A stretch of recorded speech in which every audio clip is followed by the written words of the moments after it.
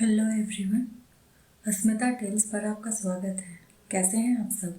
मैं पूरी उम्मीद करती हूँ आप सब हेल्दी और वेल्दी होंगे। चलिए शुरू करते हैं हमारी कहानी कात्यायनी का अगला भाग। जगत दादा रुद्राक्ष के दादाजी के बारे में बता रहे थे। तभी बादल जी वहाँ आए और जगत दादा सा के पैर छू जयदेव जी के बगल में बैठ गए। जगत दादा ने सबको देखा और बताना शुरू किया। आपके सवालों के जवाब कई साल पहले हुई घटनाओं में छिपी है हुक्मरानी साहब। हमने हुकुम शाह के साथ तब काम करना शुरू किया था जब बड़े कुंवर शाह, मेरा मतलब रुद्राक्ष हुकुम शाह के पिताजी 2 साल के थे। एक दिन वो सबसे छुपकर बाहर चले गए थे। हमें बाजार में मिले। हमने उनसे उनके बारे में पूछा तो बड़े रौब से बोले, वो राठौर हवेली के कुंवर शाह हैं। हम उन दिनों राठौर परिवार के द्वारा चलाए जा रहे एक होटल में मैनेजर थे। हम उन्हें लेकर हवेली वापस आए। तब हुकुम शाह ने कहा था, अगर हमारी जगह कोई और होता तो शायद उनका अपहरण कर पैसों की मांग करता और वो देने को मजबूर हो जाते। उन्होंने हमें अपने घर और कारोबार के मैनेजर के तौर पर नियुक्त कर लिया। उन दिनों हुकुम शाह और हुक्मरानी शाह का परिवार बहुत खुश था। हम चंद्रप्रभा राठौर की बात नहीं कर रहे हैं। सबने एक दूसरे को देखा। वो बोले, हम स्वर्गीय राजेश्वरी राठौर की बात कर रहे हैं, हुकुम शाह की पहली पत्नी और बड़े कुंवर शाह की सगी माँ। सबके चेहरे पर हैरानी थी सिवाय बादल जी के। वहाँ कुछ पल के लिए खामोशी पसर गई। सब सिर्फ एक दूसरे का चेहरा देखने लगे। सागर ने हैरान हो पूछा, इसका मतलब चंद्रप्रभा राठौर कुंवर शाह की दादी नहीं है? जगत दादा ने हाँ में सिर हिलाया। रुद्राक्ष ने पूछा, ये बात हमें क्यों नहीं पता फिर? हमें नहीं लगता पापा ने कभी भी इस बात का जिक्र भी किया होगा। जयदेव जी ने कहा, हैरान तो हम भी हैं बाबा साहब, हमें भी कुछ नहीं मालूम। जगत दादा ने बादल जी को देखा। वो बोले, हमें बताया था उन्होंने कुछ साल पहले।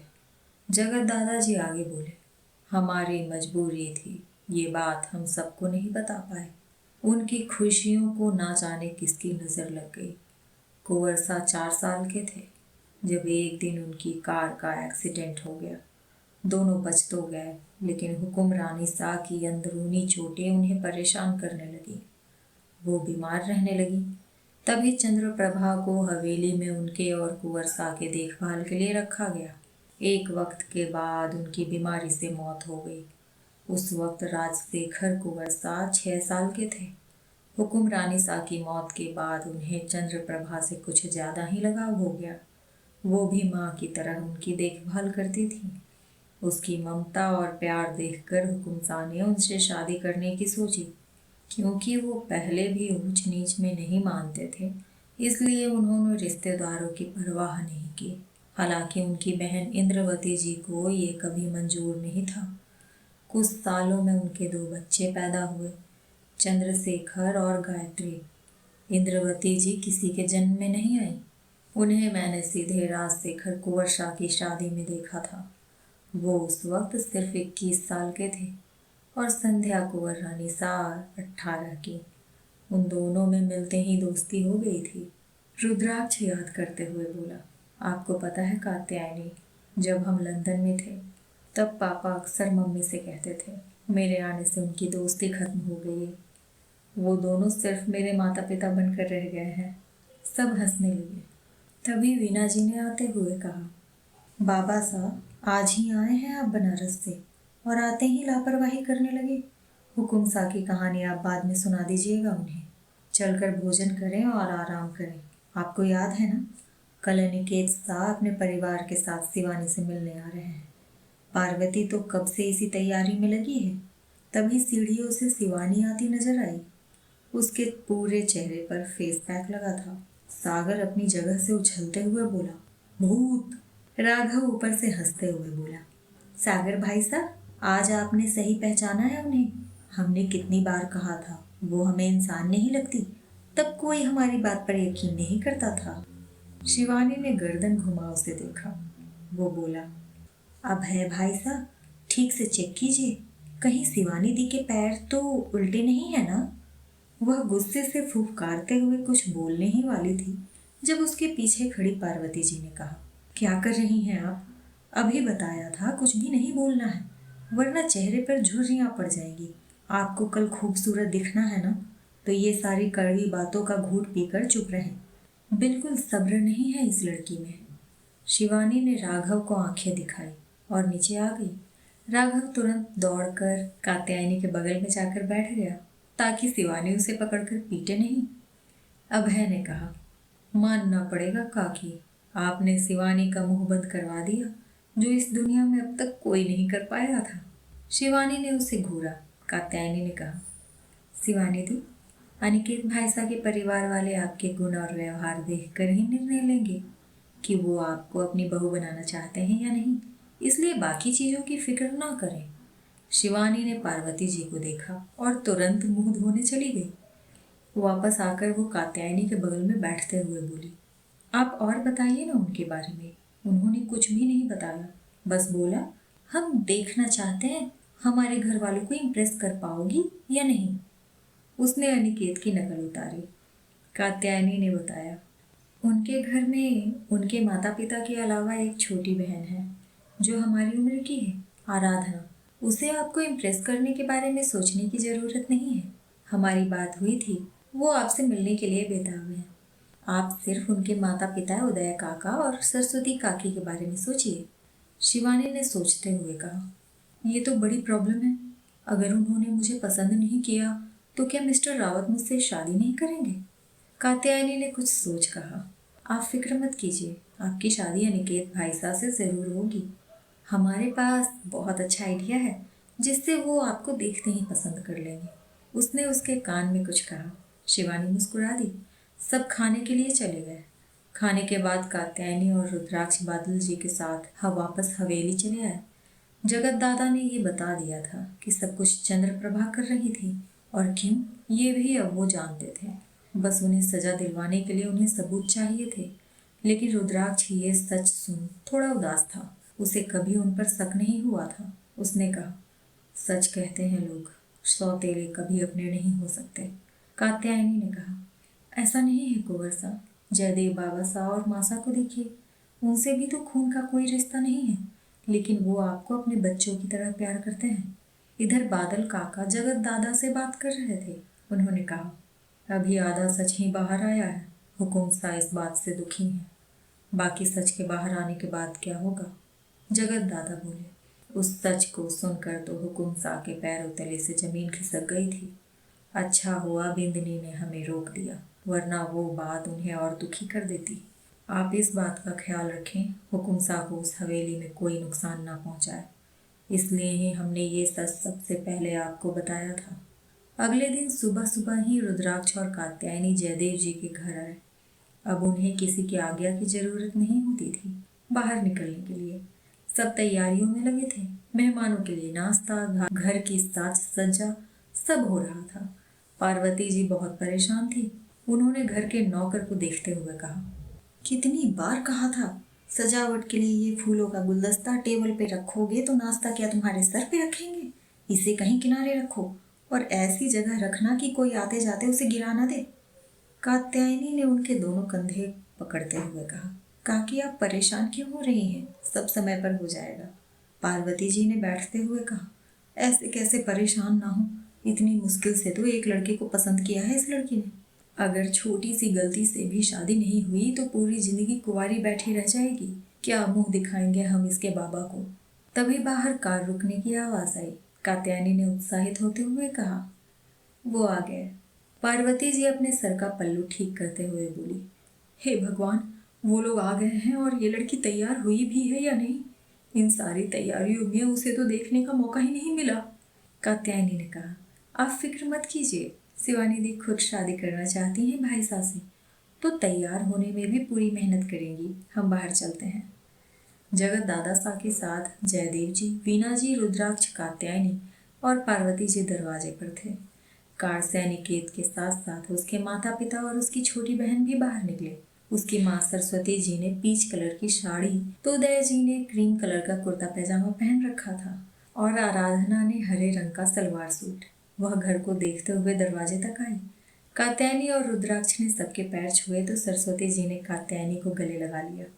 कितने वक्त के बाद देख रहे हैं तुम्हें। तुम तो पहले से भी ज्यादा खूबसूरत लगने लगी हो। वह हल्का सा मुस्कुराई। उसने रुद्राक्ष को मिलवाते हुए कहा, ये हमारे कुंवर साहब।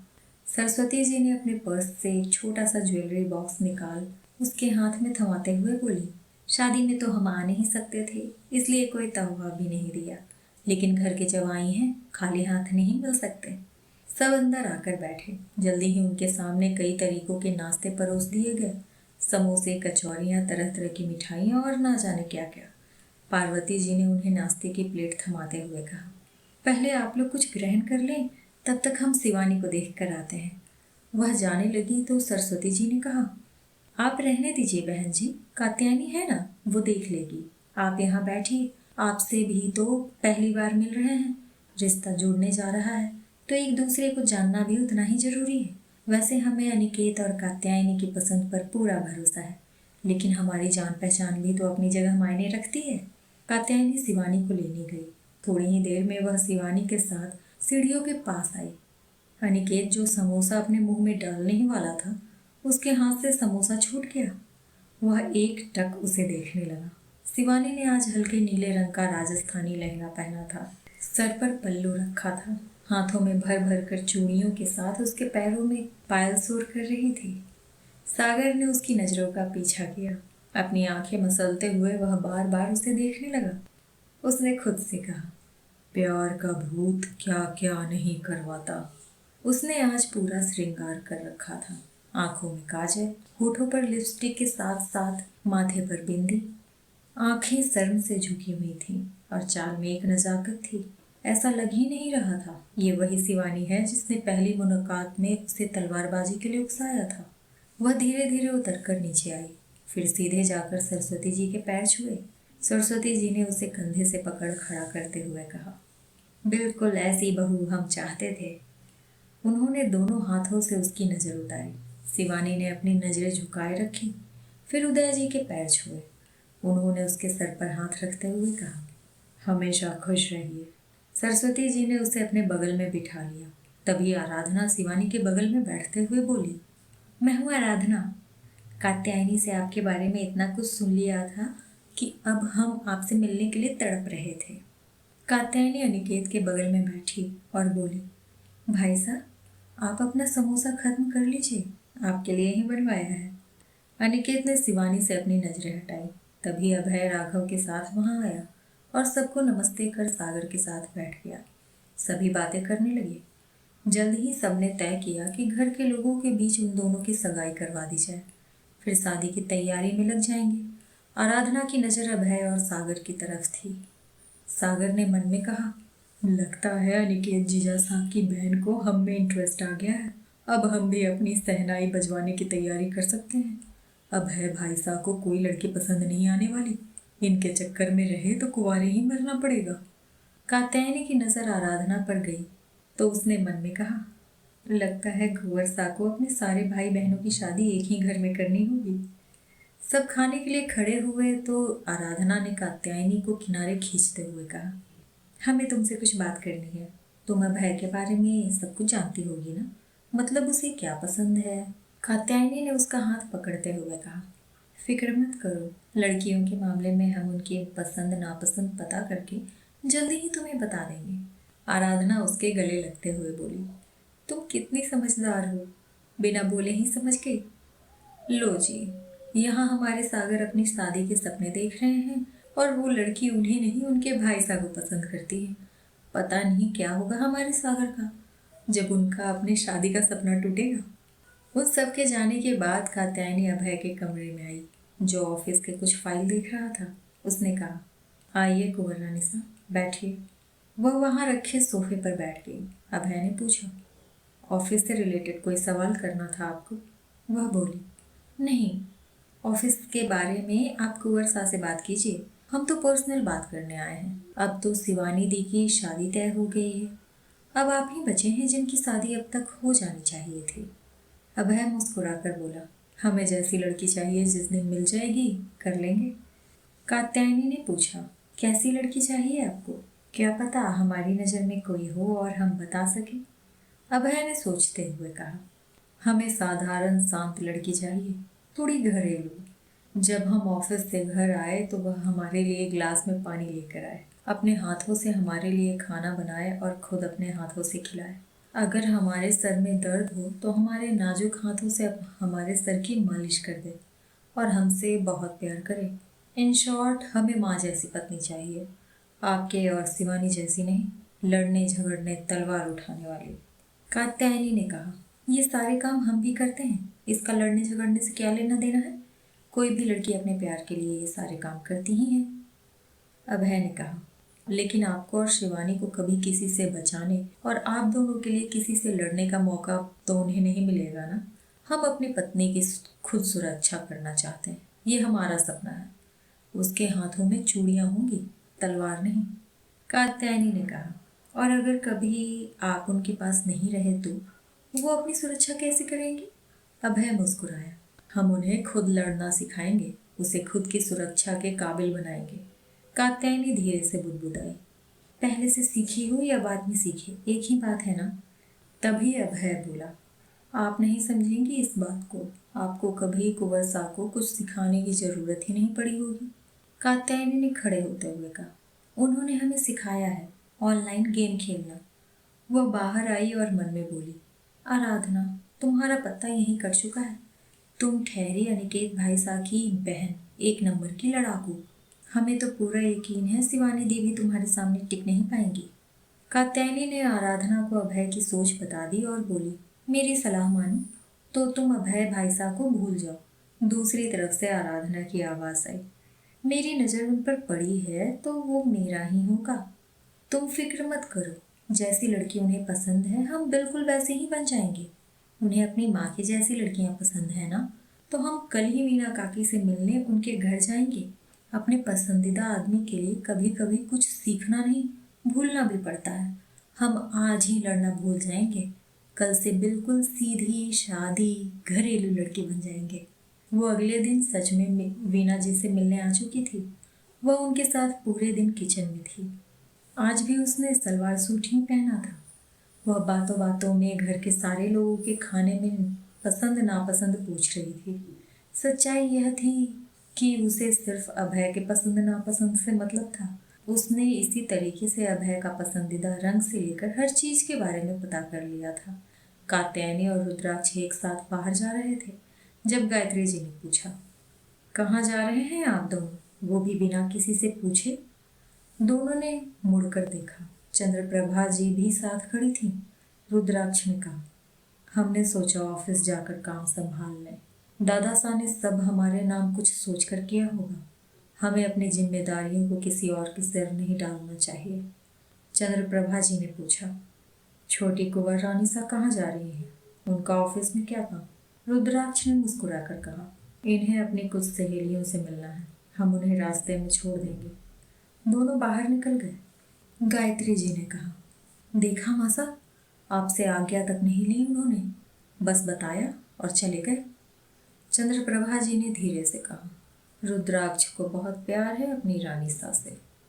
अगर उन्हें कुछ हो गया तो शायद फिर से अपना दिमागी संतुलन खो बैठेंगे। वो मुस्कुराई।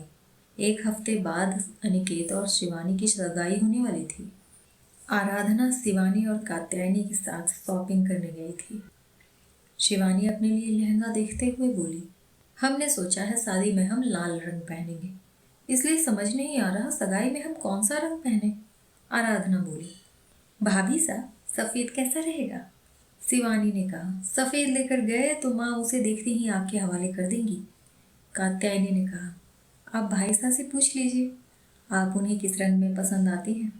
शिवानी ने मुस्कुराकर जवाब दिया, पूछने की जरूरत नहीं है, उन्हें हम हरे रंग में अच्छे लगते हैं। कात्यायनी हंसने लगी। लगता है आप इमेजिन करने लगी कि वो आपको देखकर कैसा रिएक्शन देंगे। वैसे उस दिन तो उनके होश ही उड़ गए थे। सबने अपने लिए कपड़े और बाकी चीजें खरीदी, फिर कार में आकर बैठ गए। आराधना ने कहा, कहीं अच्छी जगह खाने चलते हैं, उसके बाद घर जाएंगे। कार आगे सड़क पर गई तो आगे पीछे दो काली एसयूवी चलने लगी। कात्यायनी ने कहा। लगता है कोई हमारे साथ लंच करने को बेताब है। उन दोनों ने बाहर देखा। अब उनके अगल बगल भी 2 कार चलने लगी थी। ड्राइवर भैरव ने कहा, आप फिक्र ना करें कुंवर रानी साहब, हम आपके लिए अपनी जान लगा देंगे। कात्यायनी मुस्कुराई। आपकी शादी हुई है भैरव जी? उसने हाँ में सिर हिलाया। फिर पूछी, बच्चे? वो बोला, एक बच्चा है। शिवानी बोली, तो आप कार में बैठकर इंतज़ार कीजिएगा, हम तीनों के अभी बच्चे नहीं हैं, हम उनसे निपट लेंगे। वो बोला, लेकिन हमें आपकी सुरक्षा के लिए ही साथ भेजा गया है। आराधना ने कहा, आप बैठकर नज़ारे का मजा लेना, हम तीनों आपको कुछ नहीं होने देंगे। आज घर जाते वक्त बच्चे के लिए मिठाई जरूर ले जाइएगा हमारी तरफ से। कात्यायनी ने पूछा, तुम तो लड़ना भूल गई थी ना? आराधना अपने सूट की बाह ऊपर करते हुए बोली, वो सिर्फ उनके सामने, हम अपने भाई साहब के शिष्य हैं, ऐसे कैसे उनकी नाक कटने देंगे? वो सारी गाड़ियां इनकी कार को एक सुनसान रेत के मैदान में लेकर आए। आराधना ने चारों तरफ देखते हुए कहा, ये बुरी बात है, एक तो हमें भूख लगी है और ये लोग हमें ऐसे वीराने में लेकर आए हैं जहाँ पीने का पानी तक नहीं मिलेगा। कात्यायनी, भाभी साहब, जल्दी निपटाना इन्हें, फिर हम पेट भर कर दाल बाटी खाने जाएंगे। दोनों मुस्कुराए और बाहर निकले। आराधना जो आगे बैठी थी वो बोली, अरे बता दो दिया करो निकलने से पहले, अभी हम पीछे छूट गए। कात्यायनी ने अपना दुपट्टा लहंगे में खोसा। वहीं शिवानी ने सूट का दुपट्टा कमर में बांध लिया। आराधना ने दुपट्टा कार में डाल दिया। तीनों एक साथ एक जगह खड़े हो गए। करीब 25 आदमी बाहर निकले। सबने अपने चेहरे ढक रखे थे। किसी के हाथ में लाठी थी तो किसी के हाथ में तलवार। आराधना ने कहा, हम अपने चेहरे दिखा रहे हैं और इन्होंने चेहरे ढक रखे हैं, इन्हें हराने के बाद हम इन सब के चेहरे देख कर रहेंगे। कात्यायनी मुस्कुराई, मुंह दिखाई भी देनी पड़ेगी फिर। शिवानी बोली, वो तो पहले ही देने वाले हैं हम, लात और मुक्कों में। वो सारे आदमी उन्हें अजीब नजरों से देख रहे थे। इन्हें डर नहीं लग रहा था, वो उन्हें मारने आए थे। एक आदमी आगे बढ़ा तो आराधना बोली, ये वाला मेरा, प्लीज, बहुत दिन हो गए हैं किसी को नहीं पीटा है। वो आगे बढ़ी और उसके हाथ मरोड़ लाठी ले ली और लात और घूंसे दे दिए। फिर लाठी सीधे उसके सिर पर दे मारा। वो बेहोश होकर नीचे गिर गया। वो बैठकर उसे हिलाते हुए बोली, इतनी जल्दी बेहोश हो गए? हमें अभी और मारना था। This is not fair. वो हाथ पैर फेंकते हुए रोने का नाटक करने लगी। सब हैरान हो उसे देखने लगे। ये कौन सी बला है जो उनके पल्ले पड़ी है? फिर सामने देख खतरनाक तरीके से मुस्कुराई, अभी तो इतने सारे हैं, हम जी भर के खेलेंगे। शिवानी और कात्यायनी ने एक दूसरे को देखा। उन्हें लग नहीं रहा था कि उन्हें कुछ करने की जरूरत भी पड़ेगी। तभी उन सबके सरदार ने अपने आदमियों की तरफ देखा और 5 उंगली से इशारा कर आगे जाने के लिए कहा। 5 आदमी एक साथ आराधना की तरफ बढ़े। वो अपनी लाठी जमीन पर पटकते हुए मुस्कुरा उठी। अब मजा आएगा। उसने इस बार लाठी से ही सबको पीटना शुरू कर दिया। किसी के सीने पर लगी तो किसी के सिर पर, तो किसी के पैरों पर। उसका वार इतना जोरदार था कि सब एक बार में ही दर्द से बैठ गए। उनके मुंह से ना चाहते हुए भी दर्द भरी आह निकल ही गई। वह लाठी ऊपर उठा एक पैर पर गोल गोल घूमकर कूदते हुए बोली, और लोगों को भेजो, हमें बड़ा मजा आ रहा है। इसके बाद हमें पेट भरकर खाना भी तो खाना है, बहुत भूख लगी है। कार में बैठा भैरव आंखें फाड़े उसे देख रहा था। उसने खुद से कहा, क्या मुझे कुंवर सा को बताने की जरूरत नहीं थी? उसने अपने फोन की तरफ देखा जहां आखिरी कॉल कुंवर सा को गया था। फिर सामने देखने लगा। इस बार सारे आदमी एक साथ उस पर टूट पड़े। शिवानी और कात्यायनी भी इस जंग में कूद पड़ी। तीनों उन्हें मारने लगी थी। एक एक कर उनके हाथ तलवार भी लग गई। सब ढेर होने लगे थे। तभी आराधना की नजर दूर से आ रही 3 कार पर गई। उसने पूछा, उन्होंने और आदमी बुला लिए? शर्म नहीं आई? 25 कम थे 3 के लिए। भूख लग रही है, कब खाना मिलेगा? तभी भैरव ने कार से निकलकर कहा, लगता है कुंवर सा आ गए। आराधना के कान खड़े हो गए। वह तुरंत अपने हाथ में पकड़ी तलवार किनारे फेंककर कार में जा घुसी और अपने पर्स से आईना निकालकर अपना हुलिया ठीक करने लगी। दुपट्टा गले में डाला, बिखरे बाल को कंघी से संवारने लगी। भैरव उसे हैरानी से देख रहा था। उसने उसे आंखें दिखाते हुए कहा, खबरदार, किसी को भी बताया कि हमने यहाँ क्या किया तो उनसे भी बुरा हाल करेंगे। भैरव ये सुनते ही एक कदम पीछे हो गया। कार से रुद्राक्ष के साथ अनिकेत, अभय और सागर भी निकले। कात्यायनी और शिवानी ने अपने आसपास देखा, आराधना कहीं नहीं थी। तभी कार में से आराधना ने हाथ हिलाकर उन्हें अपनी तरफ इशारा किया। दोनों ने भौहें उचकाकर उसे देखा। वो तो बहुत तेज निकली, कब जाकर मासूम कमजोर बन गई उन्हें पता तक नहीं चला। रुद्राक्ष ने कात्यायनी को गले लगाते हुए पूछा, आप ठीक तो है ना? आपको कहीं चोट तो नहीं आई? वहां कराह रहे एक आदमी ने कहा, हमने तो उन्हें छुआ भी नहीं। हालचाल हमारा पूछना चाहिए आपको। अनिकेत ने शिवानी को कंधे से पकड़ पूछा, आपने हमें बताया क्यों नहीं? वो तो जवाई सा ने कहा आप सब ऐसे फंस गए हैं।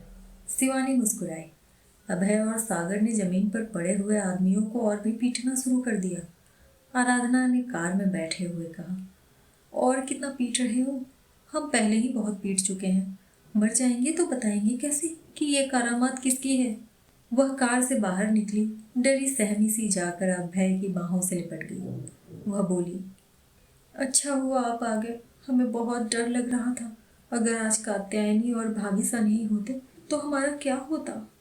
अभय जो उसके लिपटते ही मूर्ति बन गया था, उसने नजर घुमाकर उसके चेहरे को देखा।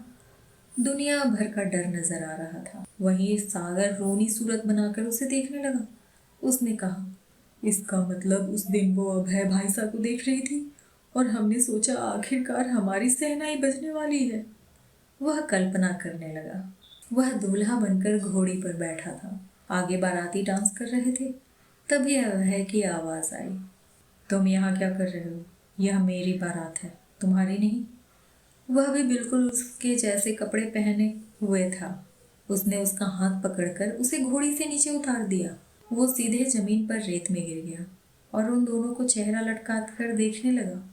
वो आराधना के लिए यहाँ आया था, वरना उसकी कोई जरूरत नहीं थी। भैरव ने आकर पूछा, क्या हुआ? आप ठीक तो है ना? सागर मुंह बनाते हुए खड़ा हुआ और अपने कपड़े झाड़ कर बोला, हमारे यहाँ कोई जरूरत नहीं थी, हम बेकार में आए। वह सीधे जाकर अपनी कार में बैठ गया। रुद्राक्ष ने उन आदमियों से पूछा, सच सच बताओ, किसने कहा था तुम लोगों को इन सब पर हमला करने के लिए? अगर नहीं बताया तो बहुत तरीके हैं हमारे पास सच उगलवाने के। उनके सरदार ने कहा, पैसे लिए हैं हमने, जबान नहीं खोल सकते, चाहे जान भी क्यों ना देनी पड़े।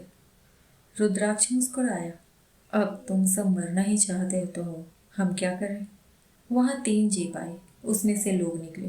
वह बोला, इन सबको लेकर जाओ, हर तरीके अपना लेना जब तक ये मुंह ना खोले। कात्यायनी ने कहा, हमें नहीं लगता ये चौहान परिवार का किया हुआ है।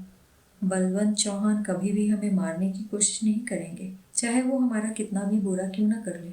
शिवानी ने कहा, हो सकता है कौशल्या चौहान ने किया हो ये सब। अनिकेत बोला, हमारी उस पर नजर है, वो किसी से नहीं मिल रही। चौहान परिवार में किसी ने भी ये नहीं किया है। तभी पीछे से सागर की आवाज आई, तब एक ही नाम बचता है, चंद्रप्रभा राठौर। इतना क्या दिमाग लगा रहे हो आप लोग? वो गुंडे बता ही देंगे। अनिकेत ने कहा, लगता है जवाई सा का ठीक होना उन्हें रास नहीं आ रहा।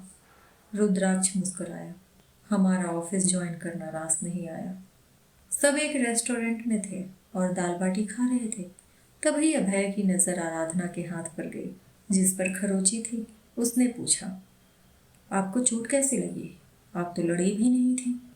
आराधना ने हाथ को देखते हुए कहा, उनमें से एक कार के पास आ गया था और हाथों से पकड़कर हमें बाहर खींचने की कोशिश कर रहा था। हम बहुत डर गए थे। वो तो भाभी सा ने हमें बचा लिया। उसने अपनी चोट पर फूंक मारी। अनिकेत उसे घूरने लगा। अभय खड़ा हुआ और रेस्टोरेंट के स्टाफ से कुछ बात कर उसके साथ चला गया। अनिकेत ने पूछा, ये कौन सा चलचित्र चला रही हो तुम? वो मुस्कुराई। कात्यायनी ने कहा, आपके लिए जीजा सा ढूंढ लिया है उसने। आराधना ने अपने दुपट्टे से अपना चेहरा ढक लिया। अनिकेत ने फीकी हंसी के साथ कहा, शर्माने की एक्टिंग थोड़ी कम करो। पैदा हुई हो तब से जानते हैं तुम्हें। अभय को बेवकूफ बना सकती हो, हमें नहीं। सागर ने नजरें तिरछी कर उसे देखा, थोड़ी ही देर में अभय वहाँ फर्स्ट एड बॉक्स लेकर आ चुका था। वह उसके चोट पर मलहम लगाते हुए बोला, चोट को साफ कर लेना चाहिए, वरना इन्फेक्शन होने का डर होता है। आराधना ने उसे देखते हुए मन में कहा, आज फिक्र हो रही है तो कल प्यार भी हो जाएगा। अब हमें अपनी शादी की तैयारी शुरू कर देनी चाहिए। क्या पता भाईशा की शादी के बाद ही हमारी शादी भी हो जाए। शिवानी और कात्यायनी उसे टेढ़ी नजरों से देख रहे थे। उन्हें यकीन नहीं हो रहा था, वो अपने कैरेक्टर में इतना अंदर घुस चुकी थी कि कोई यकीन नहीं करता ये वही लड़की है जिसने इतने लोगों को मजे लेकर पीटा था। शिवानी ने मन में कहा, कभी हमारे बारे में कहा था अभय ने कि हमारे जैसी लड़की से वो दूर रहना चाहता है। उसके किस्मत में हमसे भी खतरनाक लिखी हुई है। रुद्राक्ष ने सगाई वृंदावन में करने को कहा। सब मान गए। अनिकेत और शिवानी ने एक दूसरे को अंगूठी पहना सगाई की रस्म पूरी की। 1 महीने बाद की शादी की तारीख तय हुई। इधर उन गुंडों ने सिर्फ इतना कहा था कि कात्यायनी को मारने के लिए पैसे राठौर परिवार से किसी ने दिया था। रुद्राक्ष अब राठौर परिवार के कारोबार में सब देखने लगा था। उसे यह भी पता चला कि प्रताप ने पैसों की हेराफेरी की है। रुद्राक्ष ने उसे डिमोट कर दिया, जो घर में किसी को पसंद नहीं आ रहा था। कात्यायनी भी ज्यादातर अपने ऑफिस, अस्पताल या जयदेव जी के घर में रहती। एक शाम जब वो वापस आई तो गायत्री जी ने पूछा, कहाँ थी आप छोटी कुंवर रानी साहब? हवेली के प्रति आपकी कोई जिम्मेदारी है भी कि नहीं? तभी गौरी हर्षिता को गोद में लिए हुए सीढ़ियों से नीचे उतरते हुए बोली, बुआ साहब, हवेली के काम नौकर कर सकते हैं। मोहिनी जी ने कहा। गौरी, बड़ों से जवान नहीं लड़ाते हैं। गौरी बोली, माँ, वंशिका भाभी ने इतना कुछ किया, लेकिन फिर भी अभी तक आपने उन्हें यहाँ रखा हुआ है, ये सही है? मोहिनी जी ने कहा, उनके छोटे बच्चे हैं, मानते हैं गलती है उनकी, लेकिन हम उन्हें घर से निकाल नहीं सकते। चंद्रप्रभा जी ने आते हुए कहा, 1 महीने बाद आप भी अपने ससुराल जा रही हैं गौरी, केस वापस लीजिए। इस तरह अपने ही पति को कौन जेल में डलवाता है? गौरी ने उनकी आंखों में देखते हुए कहा, वो हमारे कुछ नहीं लगते, बहुत जल्द हम उनसे तलाक लेने वाले हैं। उन्होंने कुछ कहना चाहा तो वो बोली, अगर आपको हमारा यहाँ रहना पसंद नहीं आ रहा तो हम उस हवेली में रहने चले जाएंगे जो दादा सा ने हमें दिया है। रुद्राक्ष ने आते हुए कहा, हवेली कात्यायनी के नाम है गौरी, और वो कभी नहीं चाहेगी कि आप यहाँ से जाएं। गौरी ने कात्यायनी को देखा। वो मुस्कुराकर बोली, हमने आपको पहले भी कहा था, आप अपनी पढ़ाई पूरी करें और अपने पैरों पर खड़े हों। उसने आगे बढ़कर हर्षिता को गोद में ले लिया। मामी के साथ खेलना है हर्षिता को। तीनों एक साथ ऊपर चले गए। गौरी ने कहा, हमें तो उस दिन पता चला आपने उस घर में क्या कुछ नहीं सहा था। भाभी साहब, हम आपका साथ देने को तैयार हैं। जल्दी ही गौरी और शिवम का तलाक हो गया और कोर्ट से उससे सजा भी हो गई। वो अपनी पढ़ाई पूरी करने में लग गई। रुद्राक्ष गौरी के लिए एक होटल बनाने की सोचने लगा ताकि उसका भविष्य सुरक्षित हो सके। उसने उसी जमीन पर यह करने का सोचा जिस पर शिवम होटल बनाना चाहता था। 4 दिन बाद अनिकेत और शिवानी की शादी थी, इसलिए रुद्राक्ष और कात्यायनी वहीं रहने चले गए। रात को खाने के बाद जब सब साथ बैठे थे तब रुद्राक्ष ने पूछा, दादा साहब, आप उस दिन दादा साहब के बारे में बता रहे थे, लेकिन उसे अधूरा छोड़ दिया था। आज हम पूरी सच्चाई जानना चाहते हैं। जगत दादा मुस्कुराए, क्या आप उस सच के लिए तैयार हैं हुकुम साहब? रुद्राक्ष ने दृढ़ता के साथ कहा, जी। उन्होंने कहा, तो फिर सुनिए। कुंवर साह की शादी के बाद हुकुम साह की तबीयत खराब हुई और उन्होंने दिल्ली जाकर अपना पूरा इलाज करवाने का सोचा। तब हम भी उनके साथ गए थे। तब उन्हें एक ऐसा सच पता चला जिसने उनके पैरों तले से जमीन खिसका दिया। उनके और चंद्रप्रभा के रिश्ते की नींव हिल गई। उसके बाद ऐसा क्या पता चला था रुद्राक्ष के दादा को जिसने उनका रिश्ता ही तोड़ दिया? सारे सवालों के जवाब जानने के लिए सुनते रहिए ये कहानी। थैंक यू सो मच इस वीडियो को यहाँ तक देखने के लिए। अगर आपको ये कहानी पसंद आ रही है तो वीडियो को लाइक कीजिए, कमेंट कीजिए, चैनल को सब्सक्राइब कीजिए और अपने दोस्तों को शेयर कीजिए। मैं मिलती हूँ इस कहानी के अगले भाग के साथ बहुत जल्द। तब तक के लिए take care and bye bye.